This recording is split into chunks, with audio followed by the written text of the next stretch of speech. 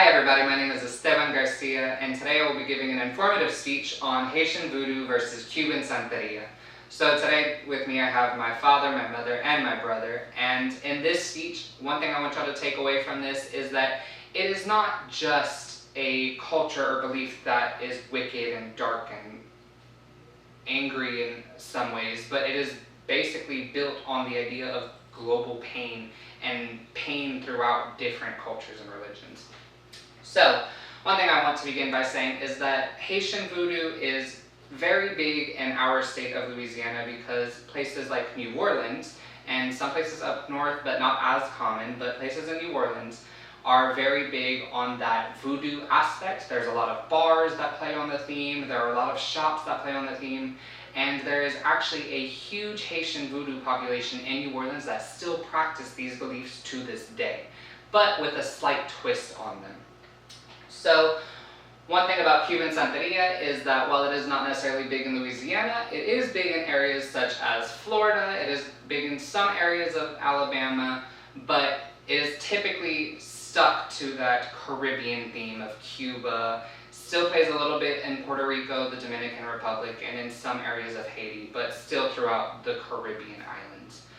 So, one thing about Haitian Voodoo is their deities. In order to understand these deities, first we have to see where they came from. These deities in Haitian Voodoo are called Iwa. They're L-W-A. The L is pronounced as kind of like an E-Y, an I. So the Iwa were very much built on that idea of grief and pain and anger and suffering. So that is why Haitian Voodoo has kind of that stigma of wickedness and curses and outlash and pain. But it did all start with the Congo people in West Africa. So Erickson and Gonzalez both said that the French originally brought the Congo people to Haiti, to Louisiana, and that is how we got it from Africa to the US, to the Caribbean islands.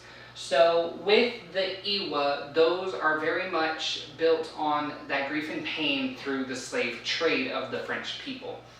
So when Africans were brought through the slave trade with the French, it set this idea of they're no longer people, they are only property and possessions. Cuban Santeria had somewhat of that same idea, but it was based on the Yoruba beliefs, and the Yoruba beliefs were very much brought to the Caribbeans and to the United States through the Spanish. So the Spanish are very Catholic heavy, so Catholic heavy people are very much into saints, into Christ, and into the Bible. So in order for these Cuban Santeria people who believed in their orishas, which were their deities, they would mask them within saints. So different saints represented different orishas. Now for the Ogan or the Mambo, that still plays an effect in Louisiana culture today because as our very famous Mardi Gras Mambo stems from the same word as Mambo. Mambo in Haitian Voodoo simply means possession. It was a celebration where the deities would possess the high priestesses and the priests, and then they would go ahead and they would dance and they would laugh and they would have these big celebrations. The Babalawos were the Cuban Santeria main artifacts. It would just be this disc that was broken into different segments called houses, and these beads and these rocks and these stones would be cast upon these discs to tell the future, to see the future, and it would be a way to divine the future in a sense. Now, both of these stem from a same common theme of Catholic syncretism. Catholic syncretism simply means that they would mask these tribal beliefs within Catholic beliefs. So the Bible said it was very much against to pray to different gods, to worship any false idol. However, Cuban Santeria was very hidden in that fact. They would mask their deities within saints so that way they would not be punished by their owners. While Haitian Voodoo was very much out there, they would have statues, they would have relics, they would do whatever they wanted because they believed it was their gods. However, these do stem from very harsh areas in life, because through the slave trade, it didn't just begin with the French and the Spanish. It did begin within their own culture. So the Iwa were gods of different nations.